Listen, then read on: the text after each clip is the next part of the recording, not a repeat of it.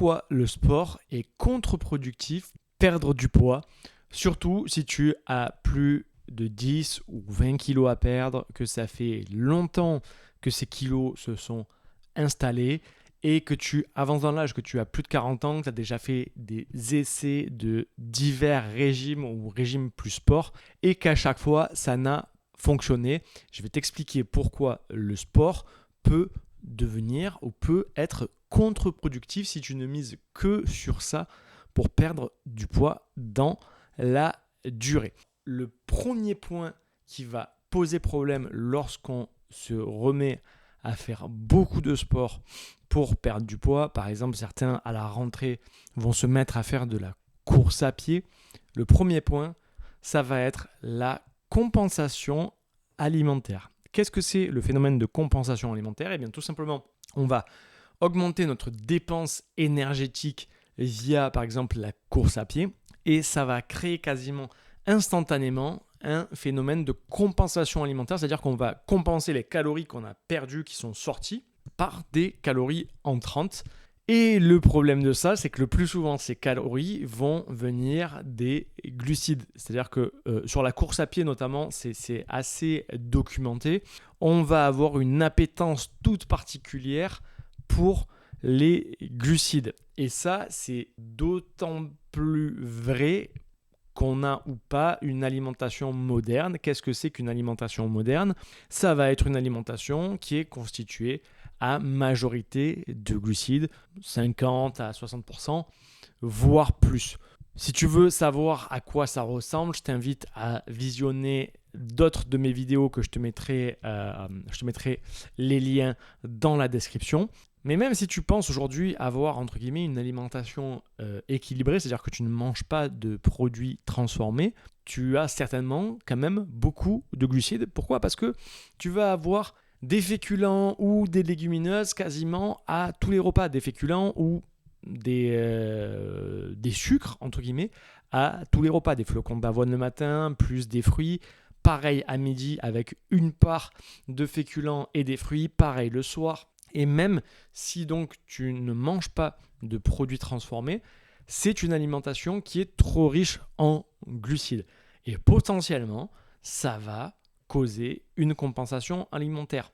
Et le problème de cette compensation alimentaire qui va être majoritairement constituée de glucides, c'est que ça va accentuer le problème de résistance à l'insuline. Tu vas faire plus de glycémie. Alors même si c'est entre guillemets, en faisant plus de sport, on va plus utiliser nos sucres, mais la compensation alimentaire peut faire que le delta n'est pas bon. C'est-à-dire qu'on va mettre trop de carburant dans la machine par rapport à ce qu'on va en dépenser. Et donc, on va accentuer la résistance à l'insuline. Il est bien sûr possible de perdre du poids quand on se remet à faire pas mal de courses à pied ou de sport, mais souvent, ça fonctionne quand on est jeune et quand on vieillit, ça commence à ne plus fonctionner. C'est-à-dire qu'à 20 ans, entre la vingtaine et la trentaine, ça peut à peu près fonctionner, mais ça ne fonctionne jamais longtemps. Et on va voir les cas suivants, pourquoi ça finit par craquer et pourquoi on passe plus de temps en surpoids qu'à notre poids de forme. Ou sinon, au pire, ça ne fonctionne plus. Parce que on est déjà résistant à l'insuline et cette compensation alimentaire, elle vient accentuer le problème. Donc ça, c'est le premier élément. Le deuxième élément, c'est l'abandon par fatigue ou manque de progressivité. C'est-à-dire que souvent, beaucoup d'entre nous, on a ou à un moment été sportif, plus ou moins, ou pas, mais on a eu un petit niveau sportif. Et ce qu'on fait, c'est qu'on garde en mémoire ce qu'on faisait au moment où on s'est arrêté. Et alors que ça fait 1 an ou plus qu'on a été complètement inactif, on repart avec le même rythme que lorsqu'on s'est arrêté. Ce qui fait que forcément, les muscles, les tendons, tout ça n'est pas adapté. On récupère moins bien parce qu'entre-temps, on a pris de l'âge et on finit par arrêter parce qu'on est trop fatigué. Là, le problème de ça, c'est que on a deux choses qui se cumulent. C'est qu'on va avoir la compensation alimentaire qui va venir se cumuler avec l'arrêt de sport. C'est quand on va arrêter le sport, on ne va pas forcément diminuer nos rations caloriques du fait toujours qu'on est sur un carburant principalement des glucides.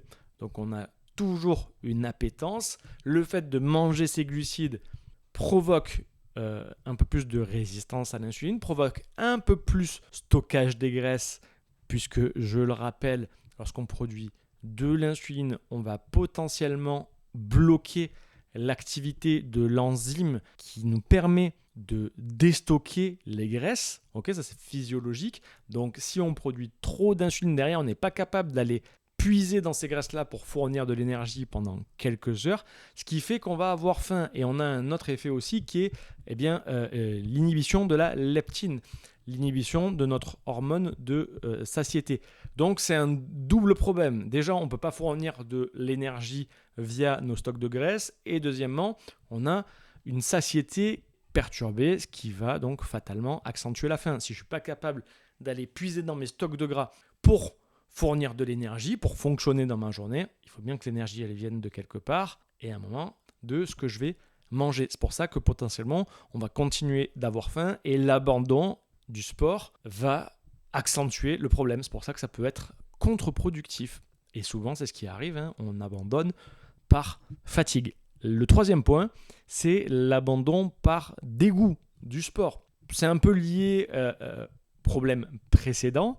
On n'est pas forcément sportif ou on l'a été, sauf que là, cette fois-ci, on a pris de l'âge, on arrive avec du surpoids supplémentaire, on a vieilli, les articulations, elles ont un petit peu morflé, et on va se lancer dans des séances qui ne sont pas adaptées pour nous. Soit elles ne sont pas du tout adaptées parce qu'on n'a jamais eu le niveau, ou parce qu'on n'a plus le niveau, et on va potentiellement se dégoûter du sport. Ça arrive à certaines personnes. J'ai souvent des personnes au téléphone quand on me contacte du coaching où on me dit, moi Julien, je veux plus du tout avoir du sport intensif parce qu'en fait, déjà ça m'a blessé, ça m'a dégoûté et en fait derrière, j'ai pas pu poursuivre une hygiène de vie parce que ça m'a totalement déprimé. Donc si on met quelqu'un qui est en surpoids, avec 20, 30 kg, même 10 kg en trop, c'est un gilet lesté déjà. Donc si on vous fait courir, si on vous fait des impacts, ils sont démultipliés, ces impacts, sur vos articulations. Donc ça peut être traumatique. Rien qu'un simple gainage, si on a 20 kg en trop, c'est beaucoup plus difficile. Et ça, pour ça, il faut potentiellement avoir été en surpoids pour le comprendre.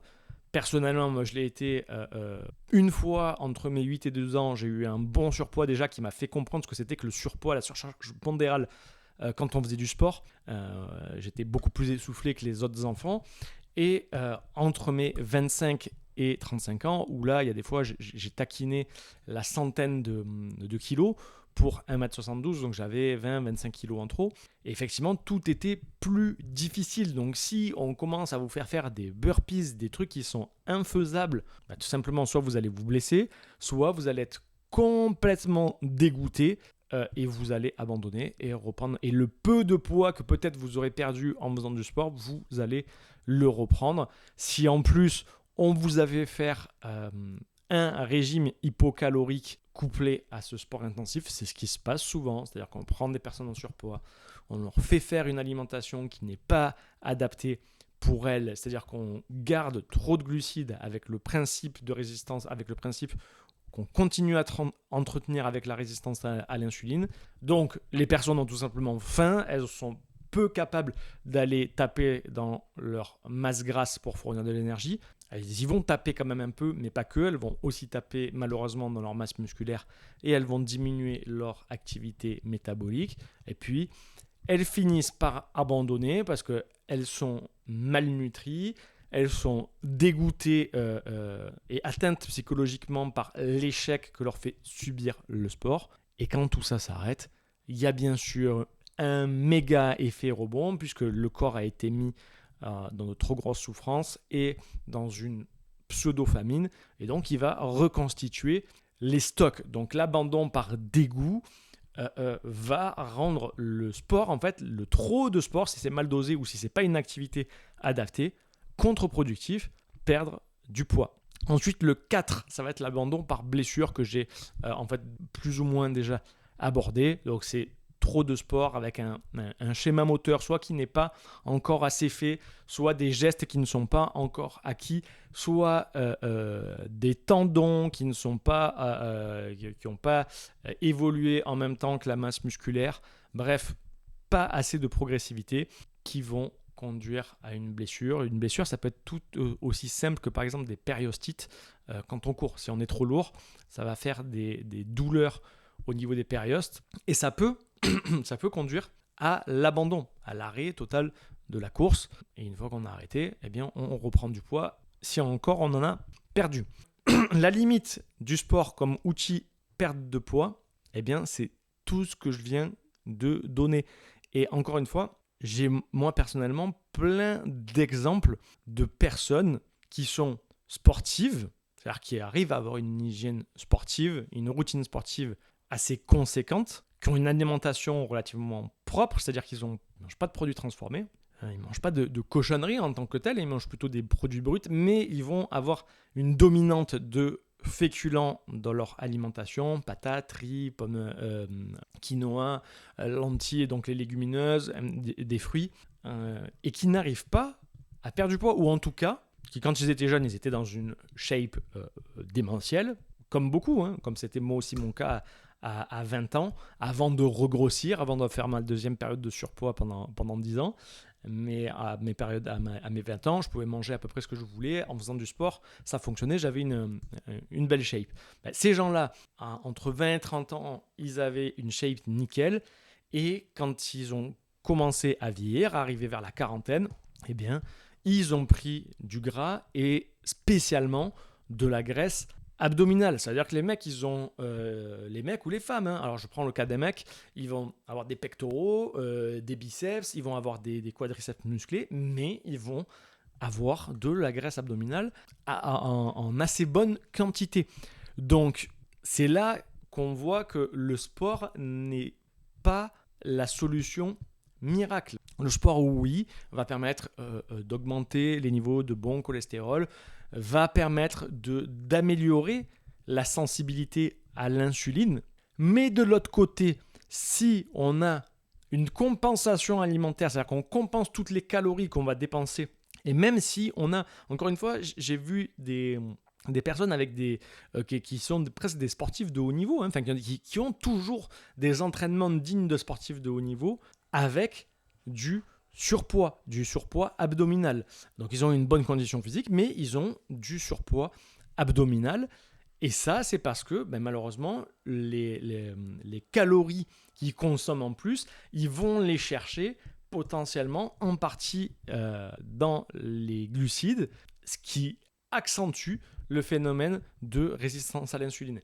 Et donc si on met dans la balance augmentation de la sensibilité à l'insuline grâce mais qu'on augmente beaucoup plus le phénomène de résistance via l'alimentation qu'on apporte, eh bien finalement le delta n'y est pas. Donc c'est en ça aussi que le sport peut être contre-productif, perdre du poids. Et encore une fois, regardez autour de vous, ça arrive. Il n'y a pas que des personnes qui ne font pas de sport qui sont en surpoids. Il n'y a pas que des personnes qui boivent du coca et qui mangent du Nutella, qui sont surpoids.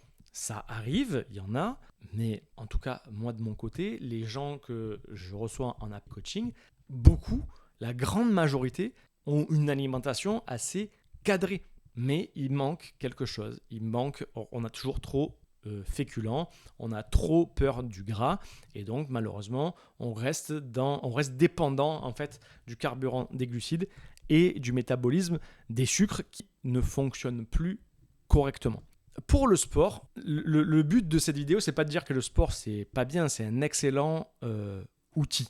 On va le voir juste après. Mais pour que ce soit efficace, il faut déjà avoir quelque chose qui va tenir sur la durée. Et quelque chose qui tienne sur la durée, ça veut dire qu'on va passer plus de temps à avoir une activité sportive qu'à ne pas en avoir, et pas l'inverse, ce qui se passe en général. Quand les gens se remettent au sport, ils se remettent au sport à la rentrée, ils font 2 mois, et puis rideau tout le reste de l'année. C'est-à-dire que 2 mois, ils font du sport, 10 mois, ils ne font plus du tout de sport. On ne peut pas appeler ça de la régularité, et là, malheureusement, on perd les bienfaits. ce qu'il faudrait faire à la place, si par exemple on prend quelqu'un qui n'est pas du tout sportif, c'est qu'il faut qu'il puisse prendre plaisir à bouger. Donc si on a quelqu'un qui a 20 ou 30 kilos en trop, qui n'a jamais fait de sport ou qui n'en a plus fait pendant très longtemps, on ne va pas lui demander de faire de la course, on ne va pas lui demander de faire des burpees ou des trucs qui vont le faire suffoquer d'entrée et qui vont entre guillemets, le traumatiser ses articulations et lui faire vivre une mauvaise expérience. Le but, c'est au contraire de rendre les choses faciles. Donc le but du sport au début, c'est de réapprendre à bouger, de se réapproprier son corps. Donc ça peut passer déjà par quelque chose d'aussi simple que de la marche. L'important, c'est d'y prendre plaisir et qu'on puisse le rendre ça réplicable dans le temps. Ensuite, le sport, il va avoir comme objectif de recréer un schéma moteur, de réapprendre à bouger, bascule de hanche, les mouvements de presse au-dessus de la tête, les mouvements de tirage, c'est-à-dire qu'on va tout décomposer pour réapprendre à avoir un schéma moteur. Et au début, on l'a perdu. Rien qu'un mouvement de triple flexion pour le squat, par exemple, peut être compliqué parce que ça demande un petit peu de coordination. Donc rien que de s'accroupir est devenu plus complexe entre les muscles qui sont devenus raides, les articulations qui n'ont pas bougé. Donc le but, c'est vraiment de recréer un schéma moteur et que ce soit comme un jeu, en fait, qu'on réapprenne à bouger vraiment tranquillement. Et pour quelqu'un qui n'est pas sportif, eh bien, c'est de trouver quelque chose qui lui plaît, des mouvements qui lui plaisent pour que ça puisse tenir le temps. Alors bien sûr, des mouvements de musculation de base vont être utiles pour ça, pour réapprendre à bouger, mais ça ne sera pas l'objectif final de terminer dans un muscu forcément. Le but, c'est qu'il trouve ensuite quelque chose qui lui plaise, dans lequel il puisse être à l'aise, dans lequel il puisse bouger, utiliser son corps, prendre plaisir à utiliser son corps et à progresser dans certains mouvements.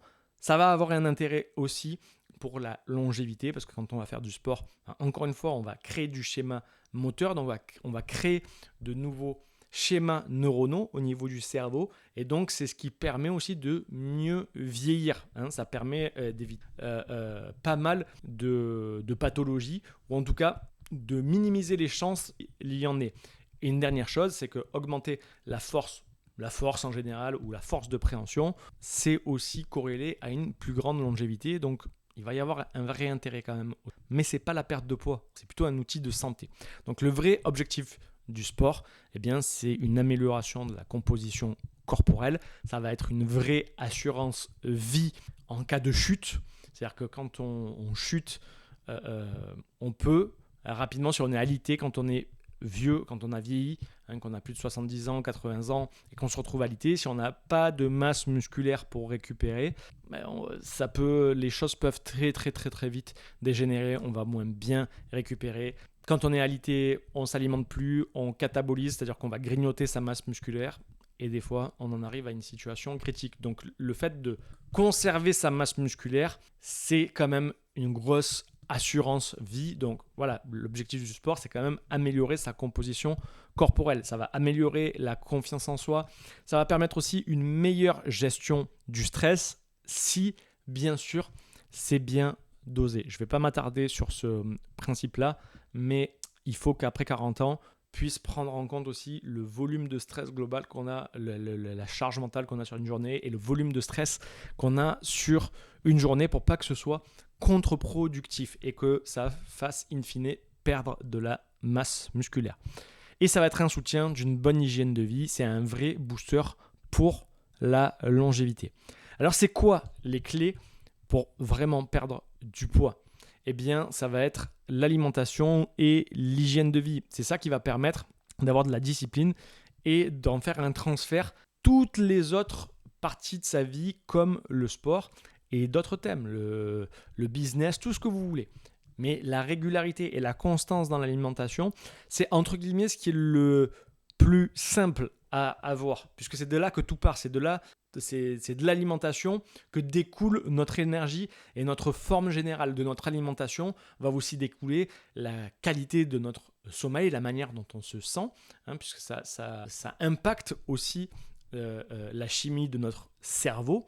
Et tout ça cumulé va permettre derrière de commencer à faire un peu plus régulièrement, comme je l'ai expliqué avant, et va permettre d'avoir de la régularité. Si vous avez une nutrition vraiment vous apporte de l'énergie au quotidien, qui vous permet d'être bien, de perdre de la surcharge pondérale de manière durable, avec quelque chose que vous pouvez garder dans le temps, eh bien, vous allez aussi être régulier dans votre sport. Si, je donne un exemple, si vous faites un apéro le vendredi soir, que vous buvez beaucoup de bière par exemple, que vous vous couchez tard, si le lendemain à 10h vous devez faire une séance de HIIT intensif, déjà il est possible que vous ne vous leviez pas, que vous ratiez l'heure du réveil.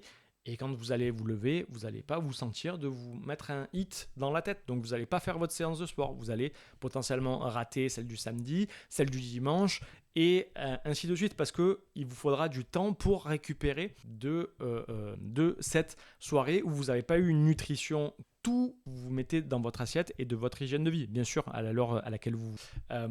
il faut être constant. Avoir une nutrition cadrée qui vous permet d'être bien nourri, c'est-à-dire avoir suffisamment de nutriments, être carencé en calories et bien sûr avoir sommeil de qualité. Ça va être vraiment la base. Et ça va vous permettre d'être constant dans tout le reste, que ce soit le sport ou d'autres domaines de votre vie. La clé, la conception de l'alimentation, ça va être une alimentation où on va plus de bonnes sources de graisse via les protéines. Donc au lieu d'avoir des protéines maigres que du blanc de poulet, on va plutôt avoir de la cuisse de poulet avec la peau. Plutôt que d'avoir du steak maigre, on va plutôt avoir une basse côte. Donc déjà rien que ça, on va avoir une part de gras. Et de rajouter par exemple vos légumes gras pour compenser le fait qu'on va écarter partie des glucides. Le but, c'est pas d'éliminer tous les glucides, puisque quand on mange des légumes, on a quand même des glucides, mais le but, c'est d'inverser la part, c'est-à-dire inverser. Aujourd'hui, imaginez que vous avez votre gras, il est là, vos glucides, ils sont là, et on ne veut pas réduire la quantité de calories, on veut juste inverser ça, et ça va permettre de déclencher la cétose nutritionnelle. Ça permet donc d'avoir de l'énergie à partir du gras, et ça, comme vous l'avez peut-être compris, je l'ai expliqué en début de vidéo, ça va permettre de réduire votre glycémie et de réduire votre insulinémie. Si on réduit votre insulinémie, on réduit toutes les phases où on va empêcher l'enzyme qui est chargée de dégrader le triglycéride au sein de la cellule, donc c'est notre gras entre guillemets, et de le faire sortir de la cellule. On va minimiser ces phases où on va être dans l'impossibilité de stocker. Et ça, c'est la clé. Et la deuxième clé, c'est qu'en minimisant la sécrétion d'insuline, on va aussi augmenter la leptine. Okay, on va mieux ressentir notre hormone de satiété, ce qui fait qu'on va arrêter potentiellement aussi suralimenter, puisqu'il peut y avoir les deux. En général, on a le phénomène de résistance à l'insuline qui conduit à une suralimentation. Donc là, on enraye ce phénomène et ça permet enfin de perdre du poids sans avoir la dalle et sans dépendre de la quantité de sport faite ou non. Le sport, lui, il vient en plus, il vient booster, mais on n'est jamais dépendant de ça pour perdre du poids. Ce qui fait que si à un moment, pour X ou Y raison, vous devez abandonner ou vous devez réduire la voilure parce que vous vous êtes blessé ou parce que votre emploi du temps ne vous permet plus d'avoir la même quantité de sport, vous n'êtes pas dépendant de votre quantité de sport pour perdre du poids. Voilà pour cette vidéo. J'espère qu'elle vous aura été utile. Si vous avez des questions, n'hésitez pas à me les poster en commentaire. Et si vous voulez que je vous accompagne dans projet de perte de poids pour perdre de 10 ou 20 kilos de manière durable sans dépendre du sport et sans vous affamer, si vous voulez que je vous accompagne, comme j'ai déjà accompagné plus de 400 personnes, je vais vous mettre le lien pour prendre un rendez-vous avec moi ou mon équipe dans la description. C'était Julien Castro. À très vite. Bye bye.